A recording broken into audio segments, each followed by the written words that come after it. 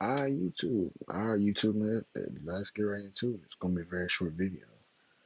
Welcome back to K Palace. I'm your host K Dub, aka K. And look, LeBron recently declined an interview during Summer League about the Lakers of the future.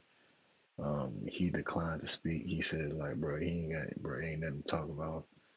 So, you know what I'm saying? So he declined that, and now there are rumors of LeBron possibly getting traded. Um, yeah, so let's just tap right into it, man.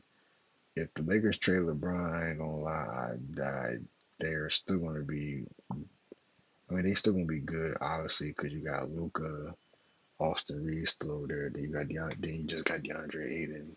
Even though I don't really trust DeAndre Ayton at all, but I mean, let's see what's gonna happen. You know what I'm saying? I don't know if it's true or not, but Braun is getting if the Lakers are looking to trade Braun, I mean, he's gonna retire probably like the next season. So I mean, like you'll be getting him for like a year and some change probably. But let's just see what they talking about, bro. Summer League game against the Pelicans to watch Bronny and company get their first win in Las Vegas. This, of course, in the midst of all the chatter surrounding where LeBron will play this season and perhaps beyond after his agent Rich Paul made an interestingly worded statement to our Shams Charania in late June. Quote, LeBron wants to compete for a championship. He knows the Lakers are building for the future. He understands that, but he values a realistic chance at winning it all. We're very appreciative of the partnership that we've had for 8 years with Jeannie and Rob and consider the Lakers a critical part of his career. Plenty have read into the past tense verbiage used by the Clutch Sports CEO, and on a recent appearance on SiriusXM Radio, he discussed the situation further. It's not for us to rebuttal or to try to give clarity on what's said, what's not said. That's not the focus. The focus is, hey man, enjoy your summer. There's never been an expectation on anyone like it's been on him. But my thing is just continue to find your joy. You know, you can't go out here and try to prove everyone wrong or, you know, align with or wanting to make sure that everyone is right. The critique is going to be the critique. And this is for all players, by the way. You know, I think everyone's journey is a lot different. The success of some and the failures or the so-called failures of others, it depends on what lens you're looking out of. All right, Udonis, I know finding your joy were words that may still sting a little bit for Miami and whatnot following the whole Jimmy Butler drama this past season. I ain't lied over his facts though. Listen, Facts this though, is shit. LeBron James we're talking about. So what do you think he should be prioritizing, UD? George, that was a low blow. I just want to let you know first and foremost. The last time I heard a player talk about finding their joy, it did not end well for myself and my organization. But what I will say about LeBron James is two things can be true. LeBron can be looking for an opportunity to put himself in a winning situation, and the Lakers can be looking for an opportunity to put themselves in a winning situation the next 4 or 5 years. I think they both have the same goals, but just not the same timeline. And for LeBron James, we don't know how much time he has, and rightfully so. You should want to put yourself in a position where you can win a championship and land a plane. That is not in LA. I don't give a damn who they bring to LA. That is not a championship roster right now with the LA Lakers. If LeBron James wants to put himself in a championship situation, then there has to be another opportunity out there that he needs to look for. I do know a place where he is welcome, and he will always be welcome, just to put that out there. You know what I'm saying? The keys under the mat? But, George, you asked what should LeBron be prioritizing. He's already told us what he's prioritizing. And it's not, he didn't tell us with a statement. He told us with the decision to opt into the last year of his contract. He's prioritizing the finances. He's prioritizing the $52.6 million. Who could blame him for that? Nobody going to be mad at you. But my point is this. You prioritize finances over flexibility. If he wanted the option of choosing whatever team, of putting himself in the best position to compete for a championship this year, he could have taken that. It would have cost him a lot of money. But at this point, hey, enjoy your summer, and we'll see you for Lakers training camp because you opted in to be on the Los Angeles Lakers roster. I'm going to go glass half full. and your D's gonna yell at me for it. Uh-oh. Get ready, UD. Look, they were 20-12 after the Luka trade. Like, without a training camp, you got a lob threat in Ayton, and Ayton knows the lights are on him. I know George is looking at me talking about Ayton. Ayton, I believe in my boy from the Bahamas. I think he's going to have the best season of his career. He better. And then here's the thing. I think patience is best for LeBron now. But if by the trade deadline, Rob Pelinka doesn't put a championship, I think he needs more time. We've seen trades get made at the beginning of training camp. But if it doesn't look right at the trade deadline, I think it's a little easier to trade him, even with that money at the halfway point. Be patient, wait, and see what happens. Go ahead, UD. Same old phone? Nah. Upgrade to the new Galaxy Z Fold 7. You know, when people get on boats, everything sort of changes. It just kind of depends on how nautical you want to be, right? So some of the basics. It's not left and right. It's port and starboard, bow and stern, not front and back. No forward, no aft. Know that you're down in the galley. Know that you're sitting here at the helm. Little things like that. I mean, this is a guy who's seen everything but the win. You're not going to run the banana in the tailpipe on LeBron James. When he walks in that locker room, he knows that that is a championship roster. He knows if he has a chance of realistically winning a championship. When you look at what Houston has done, when you look at Minnesota getting another year better, when you look at what they've done in Oklahoma City, bringing their core back and extending those guys, they do not have a chance in hell on winning a championship with the Los Angeles Lakers this particular season. So if LeBron James wants that opportunity, he has to put himself in that situation moving forward, and that is not going to be with the Los Angeles Lakers. That's just my opinion, hands down. Listen, our reporter Dave McMiniman covers the Lakers all the time as well here for our company here at ESPN. He had some boots on the ground reporting in Vegas after talking to both the Lakers and LeBron's camp. Let's take a listen.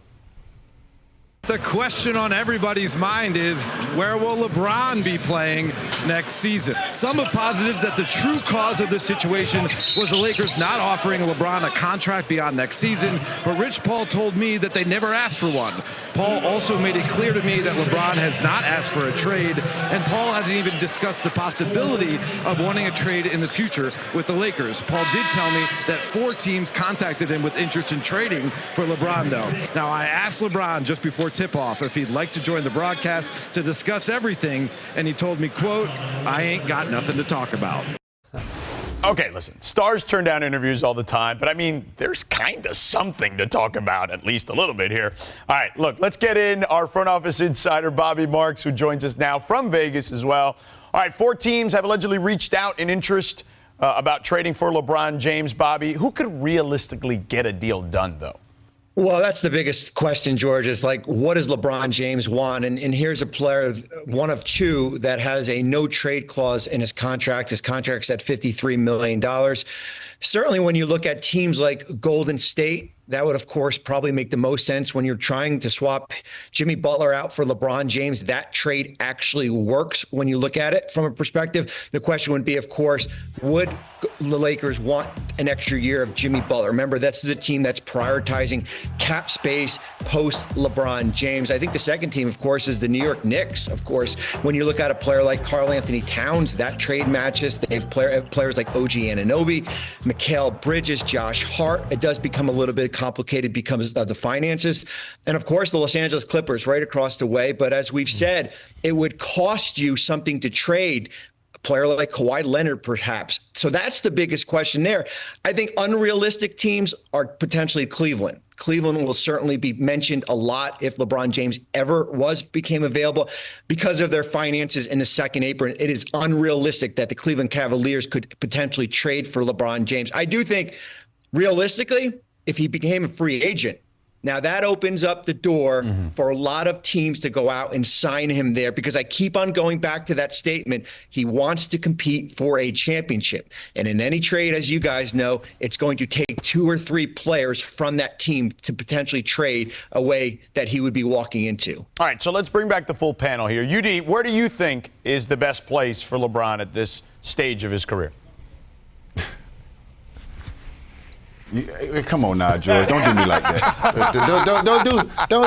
Don't do me like that. You know I wear my emotions on my sleeve. Yes, I know. You know I'm all heart. Yeah. you know what my heart lies. Yeah, yeah. And you know the success that I've had with this gentleman and what he's been able to do.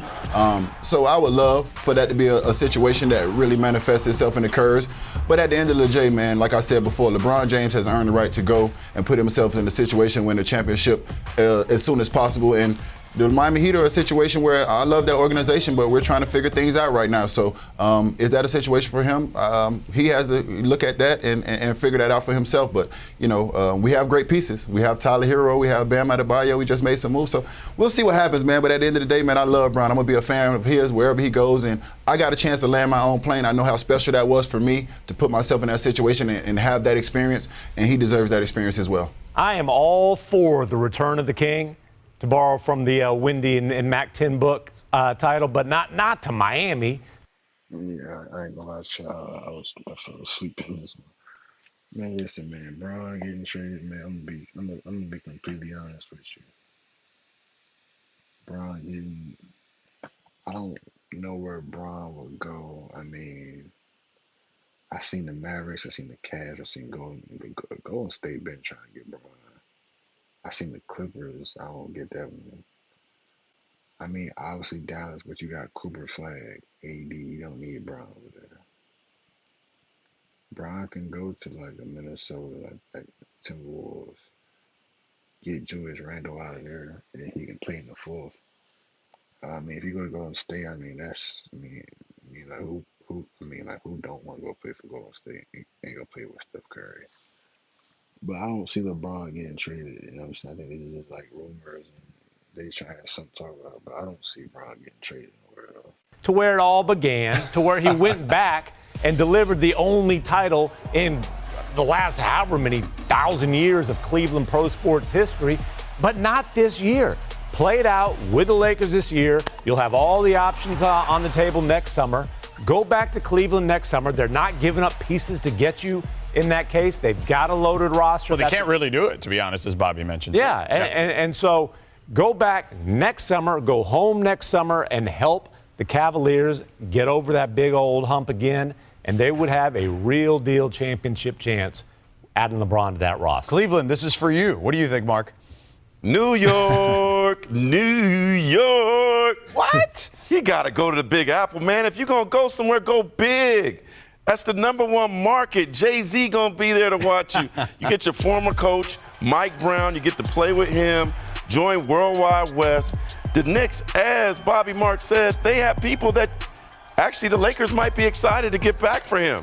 Some talented younger players. There's like 4 players. Call New York now. Get it done.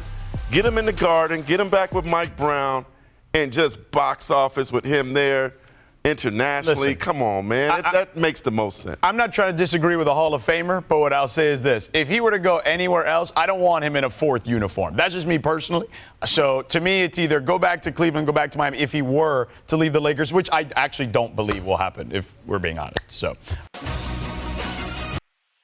Yeah, bro, I don't see Bron going back to Cleveland, bro. Bro, like that would be his 3rd time going back to Cleveland, bro. I don't think nobody wants to see that, bro. I think he's cheap, bro. Just stay in LA. Like you got everything you want in LA right there. You know what I'm saying? Like you're playing with Luka. Like you're playing with Luka. You know what I'm saying? I don't know. But what I will say is Wemby has been cleared. Shout out to Bron, you know what I'm saying? I wish Bron nothing but the best in his journey to whatever. You feel me? Wemby has been cleared. Some people just know they could save hundreds on car insurance by checking Allstate first. Is that your car? Wemby has been cleared for on-court basketball activities after suffering that blood clot he had last year. You know what I'm saying? Very happy for Wemby. Wembanyama says he's officially been cleared to return after dealing with a blood clot in his shoulder. Here's what he told reporters at L'Equipe over the weekend. Quote, I'm officially cleared to return. It just happened. I got the green light from the Spurs medical staff just a few hours ago. Phew, I'm finally able to play a bit of basketball again. All right, everyone has said that he could be the best player in the world at some point. Now, his health is back in order here, and that scares behind him. Is he finally going to be able to reach that designation this season? I mean, if he gets in the conversation this season, that is a tremendous development for the Spurs. And look, he has shown he's the best defensive player in the world right now. Offensively, he's still very much a work in progress, a developing prospect. They've added some pieces around him. They've got a really impressive young core. For Wemby and for the Spurs, he doesn't have to make a leap to the top. They're not going to make a leap to the top this year. You want them to get in the thick of things in the Western Conference, to be competitive, to compete for a playoff spot. So, Mark, we saw Dylan Harper in that highlight. He looked really good in that game. They've got Dylan Harper. They've got the reigning Rookie of the Year, Stephon Castle. De'Aaron Fox is there. They do have some pieces, albeit young. Kind of being pushed. Yeah. Look, his roster is great. There's no wasted roster spots. I expect them to take a leap. He has so much talent around him now that he doesn't have to put the entire franchise on his back. Yes, he is a star of this team, but, like, if Vassal's coming off the bench, Barnes coming off the bench, like, you got two rookies that I expect to make an immediate impact on this team. I'm expecting big things from the Spurs. Yeah, and look, they always do a really good job of development, I would say, as well. When you think about it, like, look at historically, they're one of the teams that has done a fantastic job mining the G League over their history. You know, the Austin Spurs, they always have guys being called up. They got this guy, Jones Garcia, who I saw balling out at Summer League. That's a guy, even though the backcourt is crowded, could be someone you have there. All right, UD, what do you think? I mean, I love the roster. I love it. And also, let's not forget about bringing Luke Kennett over from Boston and what he was able to do in the playoffs for those guys. So that's another guy who has championship, experience and, has that expectation, knows what it's like to be in a locker room like that. So I love the pieces and everything they put around him. I love what Victor is able to do offensively and, of course, what he's able to do defensively.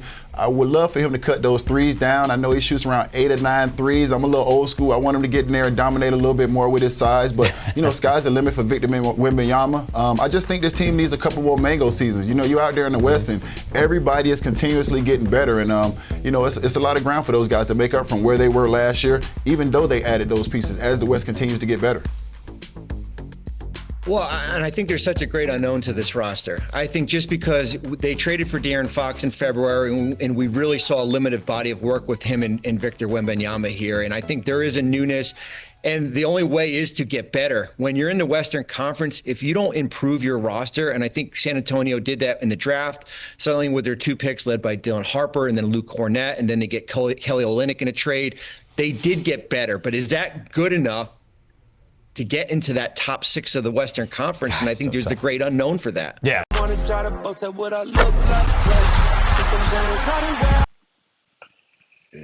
Shout out to Wemby. You know what I'm saying? It's good to see him healthy and able to get back to playing basketball again, because the blood clot is something serious. It's nothing to play with. Hopefully I enjoy the video, man. As far as what the Spurs will do next year, I mean, the Spurs need a small forward. The Spurs need a small forward and a power forward, and they need a bench.